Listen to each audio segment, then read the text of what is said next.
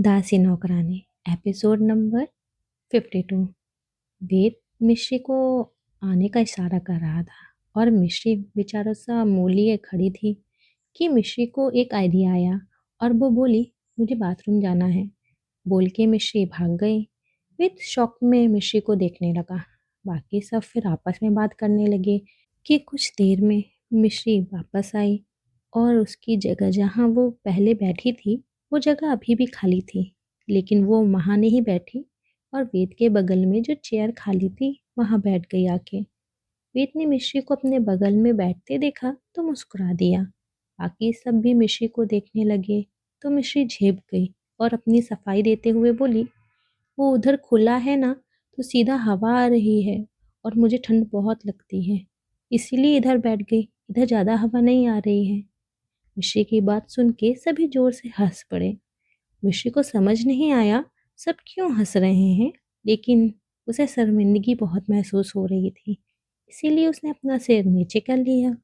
वेद ने मिश्री को असहज होते देखा तो टेबल के नीचे से उसका हाथ पकड़ लिया। मिश्री ने वेद की तरफ देखा तो वेद धीरे से बोला, तुमसे किसी ने पूछा नहीं था? मिश्री का मुंह बन गया पर वो कुछ बोली नहीं। ऐसे ही दोस्तों के साथ हंसी मजाक करते हुए रात हो गई और सभी अपने अपने घर जाने लगे।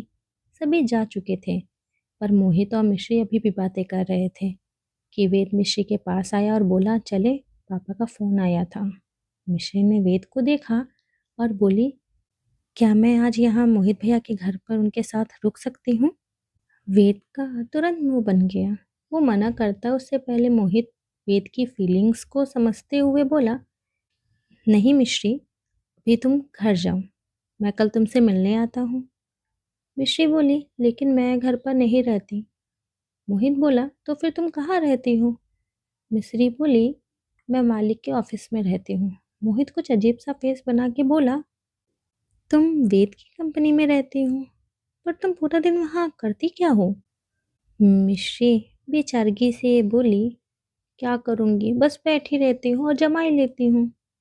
वेद मिश्री को देखने लगा। मोहित फिर वेद से बोला, क्यों भाई, तुम क्यों उसे अपने कैबिन में बैठा के रखते हो?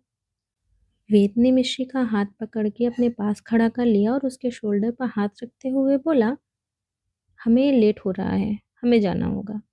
मोहित समझ गया, इसलिए आगे कुछ नहीं बोला। वेद फिर मिश्री को अपने साथ ले जाने लगा। मिश्री वेद को ही देख रही थी कि मोहित भाग के उसके पीछे आया और मिश्री को आवाज देते हुए बोला, मिश्री सुनो। वेद और मिश्री दोनों रुक गए। मोहित भाग के मिश्री के पास आया और उसके आगे एक गिफ्ट बॉक्स करते हुए बोला, ये तुम्हारे लिए। मिश्री बोली, ये किस लिए भाई? मोहित बोला, मेरी छोटी सी बहन के लिए। मिश्री वेद को देखने लगी, वो गिफ्ट ले या ना ले। मिश्री ने वेद की तरफ इसलिए देखा था क्योंकि भले अब दोनों के बीच भाई बहन का रिश्ता था, लेकिन ये रिश्ता मिश्री को वेद की वजह से ही तो मिला था। वेद ने मिश्री को देख के इशारे में हाँ कर दिया तो मिश्री मुस्कुरा दी और मोहित के हाथ से गिफ्ट ले लिया। फिर दोनों गाड़ी के पास आए। वेद के फेस पर एक प्यारी सी स्माइल थी।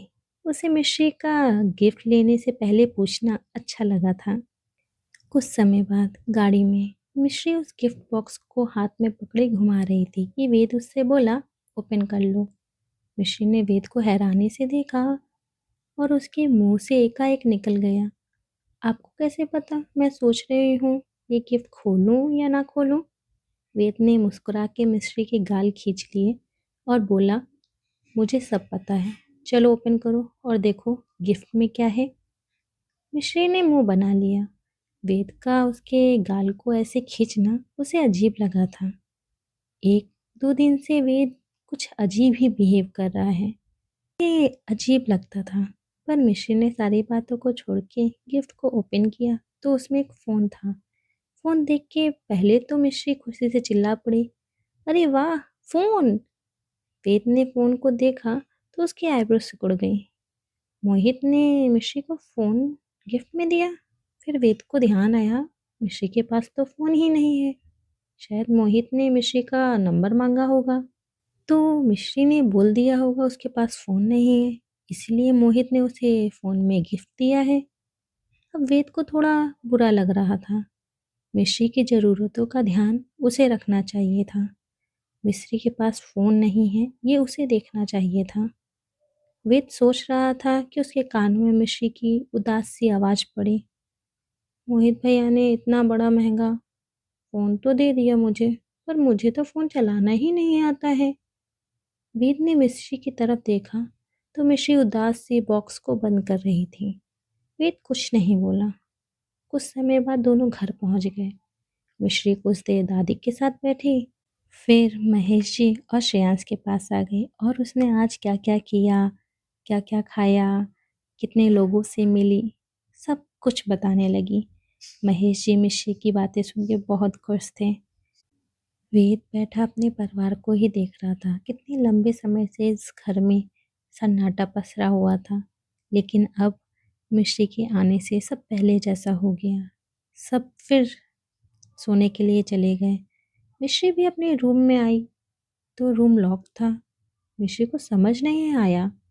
उसने एक सर्वेंट से पूछा तो वो बोला, मैडम, वेद सर ने ये रूम लॉक करने को बोला है। मिश्री सोचने लगी, मालिक ने ऐसा क्यों बोला? कि पीछे से वेद की आवाज़ आई, क्या सोच रही हो? वेद को देख के सर्वेंट तुरंत वहाँ से चला गया। मिश्री भी वेद को देखने लगी तो वेद मिश्री के पास आया और उसके गले में हाथ डालते हुए बोला, चलो अपने रूम में। वेद की बात सुन के मिश्री हैरान हो गई, पर वो कुछ ज़्यादा सोच पाती उससे पहले वेद बोला, मैं तुमको फ़ोन चलाना सिखाता हूँ। फ़ोन सीखना है ना? वेद की बात सुन के मिश्री ने अपना सिर हाँ में हिला दिया। उसे सच में फ़ोन चलाना सीखना था। उसे फ़ोन बहुत पसंद आया था, पर उसे चलाना नहीं आता था। और जो चीज़ मिश्री को नहीं आती थी, उसे वो चीज़ सीखने का बहुत शौक था। वेद फिर मिश्री को रूम में लेकर आया और उसे फ़ोन कैसे यूज़ करते हैं सिखाने लगा। मिश्री ध्यान से सब सीख रही थी। सीखते सीखते ही दोनों को बहुत रात हो गई और मिश्री थकान से वहीं पर ही सो गई। वेद ने मिश्री को कंबल ओढ़ाया और उसके पास ही लेट गया। नेक्स्ट डे, आज फिर वेद मिश्री को लेकर अपनी कंपनी जा रहा था, पर अब मिश्री को आदत हो गई थी तो वो शांत बैठी थी। और अब तो उसके पास फ़ोन था जिसमें वो फिल्म देख सकती थी, गाने सुन सकती थी, फ़ोटो खींच सकती थी। अभी भी मिश्री फ़ोन में ही कुछ कर रही थी कि एक बार फिर वेद ने गाड़ी मॉल के बाहर रोकी। मिश्री समझ नहीं पाई अब वेद उसे मॉल क्यों लेके आया है। पर वेद मिश्री को लेकर अंदर आया और उससे बोला, तुमको जो चाहिए वो ले लो, तुम क्या क्या यूज़ करती हो? मिश्री नासमझी से बोली, मैं कुछ यूज़ नहीं करती मालिक, मुझे कुछ नहीं चाहिए। वेद ने मिश्री को आंखें छोटी करके देखा और अपने साथ मेकअप की शॉप पे ले गया और सेल्स गर्ल से बोला, इनकी स्किन के हिसाब से मेकअप प्रोडक्ट दिखा दीजिए। मिश्री मना करने लगी, लेकिन वेद नहीं माना। फिर वेद ने मिश्री को खूब सारे ड्रेस, मेकअप का सामान, हैंडबैग, चॉकलेट, सैंडल्स। वेद को एक लड़की के बारे में जितना पता था कि एक लड़की को क्या-क्या चाहिए होता है, वो सब उसने आज मिश्री को दिला दिया था। आज वेद ने काम से भी छुट्टी ली हुई थी और आज वो पूरा दिन मिश्री के साथ घूमने वाला था। वेद मिश्री को उन सभी जगह लेके गया जो उसकी फेवरेट थी। मिश्री पहले तो असहज थी, लेकिन फिर वो भी इंजॉय करने लगी। उसने अपनी खूब सारी फ़ोटो ली थी, अलग-अलग प्रकार का खाना खाया, चॉकलेट, आइसक्रीम, पिज़्ज़ा, बर्गर। आज मिश्री ने वो सारे काम किए, जिनके शायद वो कभी सपने भी नहीं देख सकती थी। वेद भी मिश्री के साथ खूब इंजॉय कर रहा था। वेद ने खुद आगे बढ़कर मिश्री की खूब सारी फ़ोटो ली और वेद ने मिश्री के साथ अपनी खूब सारी सेल्फी ली। मिश्री वेद का नया रूप देखकर खुश भी थी और हैरान भी थी। दोनों रात तक घर आ गए थे। अपने रूम में आकर के वेद ने मिश्री से पूछा, कैसा लगा आज? मज़ा आया ना? मिश्री इतनी खुश थी कि खुशी खुशी में वेद के सीने से लग गई और बोली, मालिक आप बहुत अच्छे हो। मुझे आज आपके साथ बहुत अच्छा लगा। वेद ने भी मिश्री को हक करते हुए उसके बालों पर किस कर लिया तो मिश्री सीरियस हो गई और तुरंत वेद से दूर हो गई और उसे देखने लगी। मिश्री के ऐसे देखने से वेद भी सीरियस हो गया। फिर मिश्री के मन में जो अभी तक एक बात खटक रही थी उसने वो अब वेद से सीधा पूछ ली।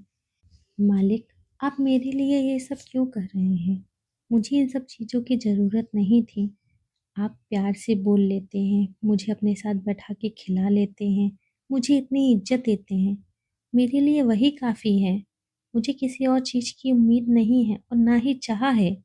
लेकिन मैं कुछ दिनों से देख रही हूँ, आप कुछ बदले-बदले हैं। आप क्या मुझसे कुछ चाहते हैं? अगर ऐसा है, तो आप ऐसे ही बोल दीजिए मालिक, मैं आपके सारे काम कर दूँगी। वेद मिश्री के पास आया और बोला, मैं तुमको चाहता हूँ। मिश्री वेद की बात सुन के हैरान हो गई। वेद फिर सीधा अपने घुटनों पर बैठ गया और बोला, मिश्री, आई लव यू।